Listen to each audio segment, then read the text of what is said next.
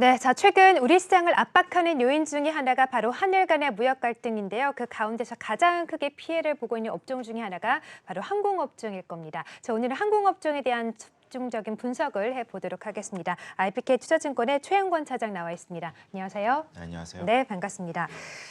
그동안 한국과 일본 간의 무역 갈등이 이어지면서 알게 모르게 소가리를 많이 하는 업종이 또 항공업종입니다. 항공업종 피해 현황부터 좀 살펴볼까요?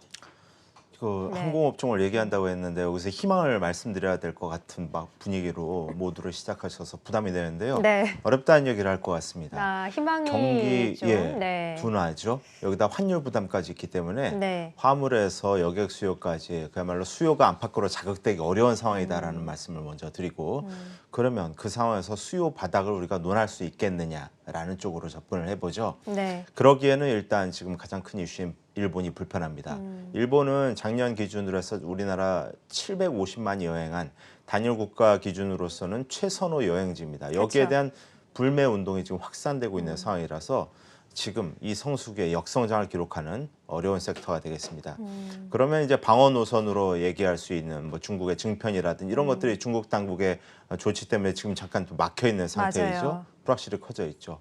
동남아는 또 dengu열까지 발생해서 지금 단거리 노선들은 굉장히 흐립니다. 이렇게 봐야 될 것 같으면 그럼 장거리를 본다거나 아니면 뭐 그 화물이 성수기니까 여기에 탑재의 어떤 상대적인 메리트가 있는 쪽들을 좀 찾아봐야 되는 거 아니냐라는 네. 쪽으로 굉장히 긍정적인 어떤 그 대안이 아니라 그렇게 봐야 될 만큼 지금 곤궁한 상황이라는 말씀이죠. 네. 그리고 가장 어려운 건 구조적인 부분인데 무엇보다도 출국 수요가 구조적으로 성장하는 것이 이제 일단락되는 게 아닌가 하는 이제 어려움에 직면해 있는 부분인데 네.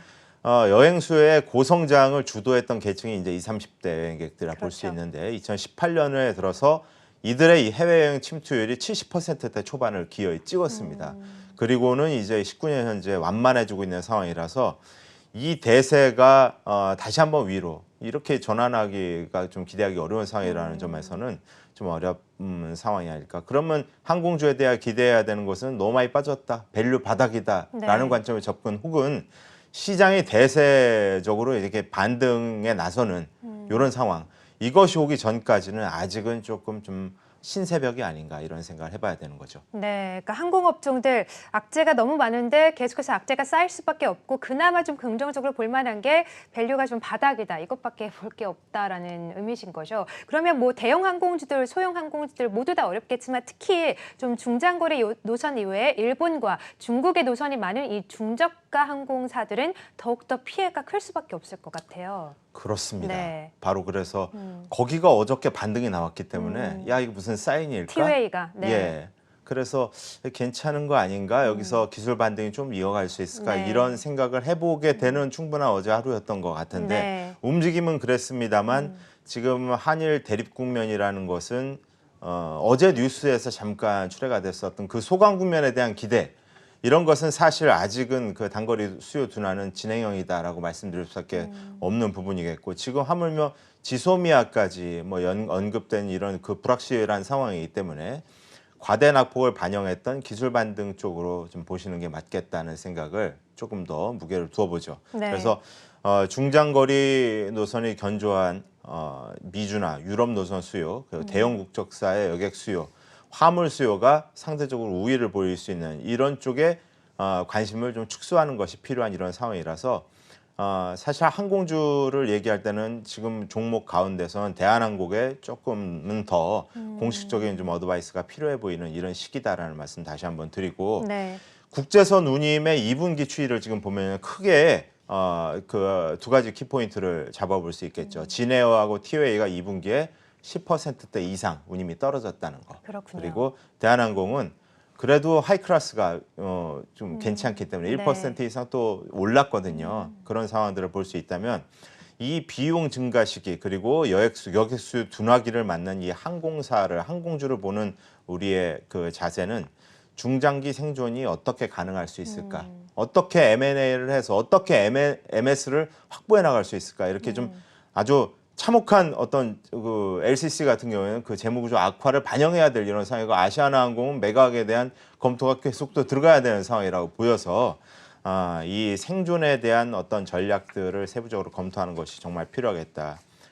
그런 차원에서는 지금 아직 어렵다는 말씀을 다시 한번 드리며 어제 네. 급등했던 티웨이 같은 경우에 장중 변동성이 심화됐다는 측면에 이런 불안감을 일으켜졌던 부분이라고 볼 수 있을 것 같습니다. 네. 그래서 반대쪽에서 볼 때 대기업의 그 투자 계획 소식 같은 것들이 작동했던 그 소재 국산화 관련주들이 있잖아요. 뭐 솔브레이나 후성, 워닝 머티리얼즈 이런 것들의 주가를 보시면서 항공주를 볼 필요가 있다. 네. 얘들이 아직 좀 반등해서 좀 단단한 주가 흐름이라서 이런 것들을 대비시켜 볼 필요가 있다. 그러게요. 기대치를 높게 가져와선 네. 좀 곤란할 것 같다는 말씀입니다. 그러게요. 지금 후성이나 솔브라인, 동준세미캠 같은 차트를 보다가 앞서서 뭐 진에이나 티웨이 홀딩스 같은 차트를 보니까 약간 좀 씁쓸한 모습이 나타나고 있습니다. 어쨌든 차장님 말씀으로는 지금 항공업종들은 중장기적인 전략 수립이 그 어느 때보다 필요한 단계이기 때문에 장거리 노선이나 화물 수요가 있는 대형 항공사들 위주로 좀 보시고 중장거리 좀 위주로 가고 있는 중저가 항공사 같은 경우는 약간은 좀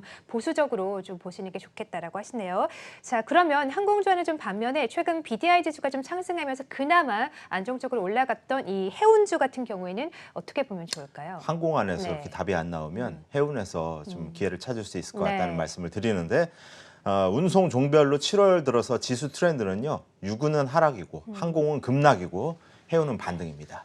그래서 BDI가 좀 강반등하고 지난주 대비해서 거의 20% 이상 더 올랐거든요. 그리고 대서양 지역에선 선복 부족 현상이 또다시 반복되고 있습니다. 2, 3주 네. 전에 말씀드린 적이 있는데 또 시장이 떨어지면서 지수가 급락했던 부분이 있기 때문에 지금은 또한 기회가 될 수 있을 것 같다는 생각인데 네. 중국의 원유 수입 수요가 증가한다거나 또는 브라질, 아르헨티나의 환율 절하로 인해서 남미산 곡물 수요가 올라갔다. 이런 것들이 운임이 상승하는 부분들이거든요. 그래서 BDI, 벌크 호황을 반영하는 페노션에 관심을 지난번 말씀드렸듯 조금 긴 텀으로 유지할 필요가 있다고 생각합니다. 네, 그렇군요. 해운주를 그나마 좀 기대할 수 있는 업종으로 보시면서 그 안에 종목으로는 페노션을 주셨습니다. 자, 그러면 어쨌든 이런 종목군 안에서 저희가 좀 대체로 삼을 만한 종목들 살펴봐야 될 텐데 아까 이 항공업종 얘기하면서 제가 좀 잠깐 생각이 나서 여쭤보는데 시청자분들도 궁금해하시는 것 같아요. 이제 9월이면 추석이 오잖아요. 추석 때 혹시 수요가 늘어나서 좀 반사이익을 얻을 수 있는 그런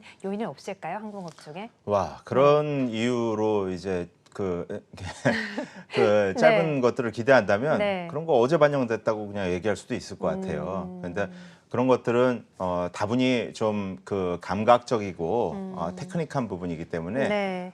그런 그 어떤 그 조언을 드리기는 조금 힘들 것 같고요. 네. 대세를 생각하시면서 그 안에서의 흐름들 상대적으로 좀 더 선호해야 될 주식들 이런 식으로 보시는 게 좀 공식적으로 드릴 수 있는 말씀이 아닐까 싶습니다. 그렇군요. 그러니까 대세를 따라서 대세가 좀 옮겨가고 있는 업종 종목군으로 좀 눈을 돌리는 게 좋겠다는 의미시군요. 자, 그러면 어떤 종목 저희가 관심을 가져보면 좋을까요? 지금 네. 항공주 안에서 종목을 고르기는 좀 어려울 것 같고 항공주 안에서는 오늘 항공주 이야기에서 여기에 대해서 지금 물어보시는 거죠? 아니요.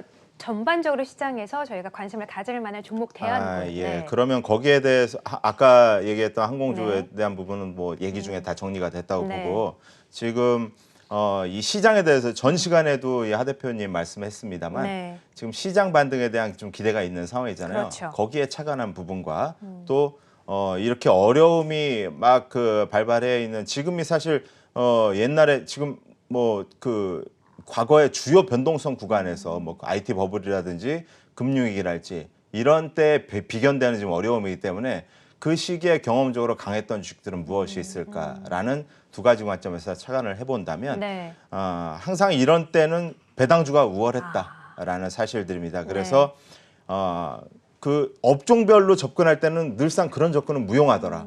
회복할 때는 다 오르더라. 그러면 뭐 어떻게 접근하라는 얘기냐. 근데 고배당을 계속하는 주식들, 배당주도 그냥 배당이 아니라 네. 고배당 그리고 배당을 계속 증액해온 주식들은 계속 유효하더라. 그렇죠. 그래서 최근 글로벌리 그 미국 주식시장에서는 매월 배당주 같은 것들에도 관심이 들어오는 이런 트렌드이거든요. 그래서 우리나라에서도 배당을 계속 고배당을 증액해오고 있는 종목들을 고를 필요가 있다고 생각돼서 추세적인 고배당주를 골라본다면 효성, 하나금융, 현대모비스. 아까 금융주는 뭐 별로 안 좋아한다고 하셨으니까 참고해서 들으시면 될 것 같고요. 네. 지금 시기가 시기니만큼 또 숏커버 관련주. 네. 예, 아까 코스닥 150 선물 뭐 얘기했었어요. 인덱스 네. 얘기했습니다만 우리는 카페24 얘기 나왔었어요. 네. 그리고 오이 솔루션, 제이 콘텐트리 이러한 종목들 관심 있게 보고 있습니다. 네, 효성은도 최근에 탄소 선물 관련해서 또 시일성에 적합한 종목이기도 하네요. 배당주 이외에도. 네, 그렇습니다. 네, 알겠습니다. 그러면 자 추세적으로 고배당을 계속해서 주는 종목들 효성과 하나금융주주, 현대모비스 살펴주셨고요. 숏커버 관련주로 카페24, 제이콘텐트리, 오이솔루션까지 이런 불확실성 시장 속에서 관심을 가질 만한 종목들까지 살펴주셨습니다. 자 지금까지 최영건 이사와 함께했습니다. 말씀 고맙습니다.